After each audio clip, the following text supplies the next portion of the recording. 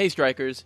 Today we're going to bring you a breakdown on where we believe the current playable strikers rank on a tier list. Who has top tier value and should likely be picked or banned every single game? Who is bold and brash? Who belongs in the trash? You're all about to find out. I would like to preface this by saying that just because your favorite striker is rated lower on the list does not mean they're completely worthless. It simply means you have to really know what you're doing on them and be significantly more proficient on them than you would have to be on a higher rated striker to get equal or at least close to equal value. Let's begin with the cover girl of the game, Juliet. She is basically the same as she was in the beta, and she was already considered top tier in the beta. She is still great at bullying and punishing opposing strikers that position too close to the edge of a kill barrier. More importantly, she is able to do this reliably without needing her ult. Juliet is also able to use her abilities to be just as deadly of a goal-scoring terror. Need we say more? Juliet is an easy S-tier striker that brings everything you want in a forward. Estelle has always been about style, scoring flashy goals, and jiggle physics. I mean, outplaying opposing defenders. She has always excelled at being an absolute nuisance for goalies to deal with. Her ability to double hit the core with two separate abilities and use her blink as a prediction tool for a rebound shot is not only effective, but very rewarding. She is not much of a brawler, and this is her only real drawback. Yes, she can deal some damage and score a few kills on low targets near the edge of the map, but she is just not a big kill threat. Still, her goal scoring prowess and lovely assets, make her a great asset to most teams.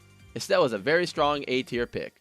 Luna was considered a favorite goalie by many during the beta. Sadly though, she has not been treated kindly by the change to trainings, and the base move speed reduction for all strikers has been quite cruel to her. She is this slow, tiny hitbox that, when eject button is on cooldown, is just far too vulnerable. She can play forward, but the speed and hitbox size become more glaring as a forward. She still provides great kill pressure with her missiles and ult. Her dash can still be a great way to secure goals as a goalie, albeit riskier as you are even more vulnerable without it now. Luna is still an okay pick that can be solid if you are confident in your skills on her. B tier. Era is a personal favorite striker of mine, and while she was always a great pick in the beta, she has become even better in this new update.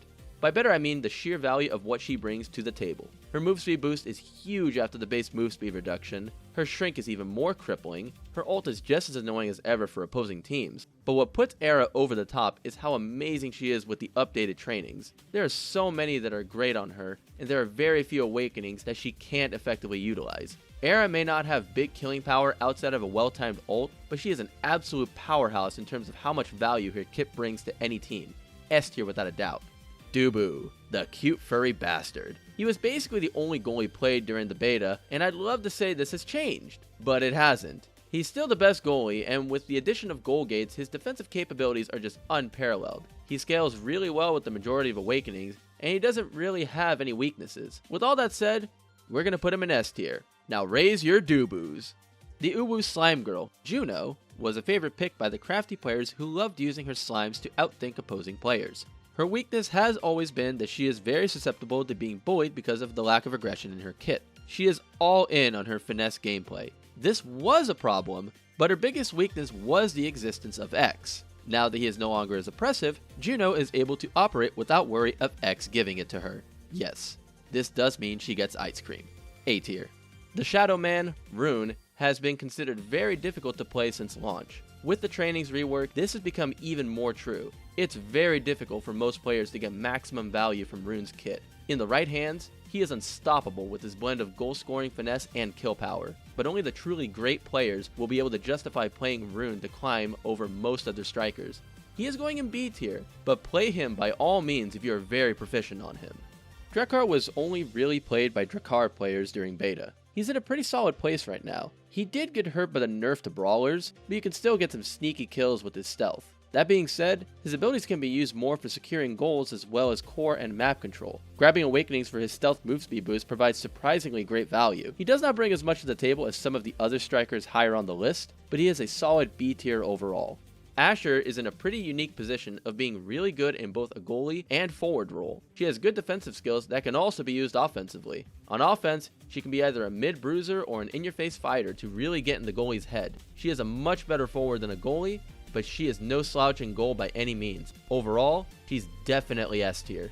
The girl who glitched, Amy, has huge map control. Her ranges in her primary, secondary, and especially her ult allow her to be almost anywhere at will. With the move speed changes, this much map presence and coverage easily means she is in a much stronger place than in the beta. A tier. Well, maybe S tier with the back to school skin. Zentaro is another striker with a hard carry potential kit. For those who played League of Legends, Zentaro is the Yasuo of this game. Can solo win you games, but can solo lose you games too. Zentaro is going to decide the outcome of the game, for better or for worse. We still need a bit more time on Zentaro, but I believe he is near the upper ranks of the tier list. He is at least A tier. Atlas was always high tiered during the bruiser metas in the beta, but with bruisers getting hard nerfed and the move speed nerf, Atlas is just so slow. His ult isn't as useful if you don't need to protect people as much anymore. And have we mentioned, he's so slow. If he is just slightly out of position and someone does a good core flip shot on him, then it's likely going in. He gets outclassed by his lack of any kind of mobility. We'll drop him in D tier for now. Rasmus has a very finessey kit. He has the potential to be anywhere from S to D tier depending on your skill level. Rasmus has a very high carry potential if you know what you're doing. He is disgustingly good on Amy's app in particular. That map for him gives some serious Overwatch Roadhog on Ilios well vibes.